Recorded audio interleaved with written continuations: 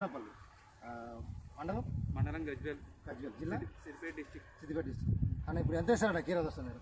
కీరా దోశ అర ఎకరం కిరా చేసాం నేత్రా కంపెనీ కాకపోతే బ్రహ్మాండంగా ఉంది సైజ్ మొత్తం వేరే కంపెనీ చేస్తే బాగాలేదు. ఓకే ఎట్లా ఎట్లా ఎట్లా బాగుంది అన్న? సీడ్ అనేది బాగుంది, గ్రోతింగ్ బాగుంది, గ్రోతింగ్ లావు లేకుండా ఎన్నిసార్లు కోసారు ఇప్పుడు? నాలుగు సార్లు కోసారు. ఎంత వెళ్తే ఎంత కోసినప్పుడల్లా 34 సంచులు ఒకసారి వెళ్ళింది, 35 సంచులు ఒకసారి వెళ్ళింది. ఓకే అంటే సంచి ఎంత ఉంటుంది వెయిట్? సంచి వచ్చి 45 దాకా. 40 దాకా వస్తుంది. 45. ఏమైనా రోగం ఉందన్న? ఇప్పుడు ఏం తెగులు అయితే ఏం లేదు. ఏం లేదు కదా? 4 సార్లు కోసినా కానీ చేను అయితే పచ్చగానే బాగా. మీ పేరేనా? నా పేరు కర్ణ. ఎక్కడి నుంచి వచ్చారు మీరు? గణేష్పల్లి నుంచి వచ్చి. బాగుంది. ఎట్లుందన్న రోగం తట్టుకోవడం? బాగుంది, పర్వాలేదు, తెగులు ఏం లేదు. చెట్టు కూడా బాగుంది. వేసుకోవచ్చు అంటారా? వేసుకోవచ్చు. మీరు వేస్తారా? మీరు కూడా వేస్తారు? అందుకే కదా ఇప్పుడు నేను మళ్ళీ వేస్తున్నాను. మళ్ళీ కూడా మీరు వేస్తారు? 2 ఎకరాలు వేస్తున్నాను. మళ్ళీ 2 ఎకరాలు.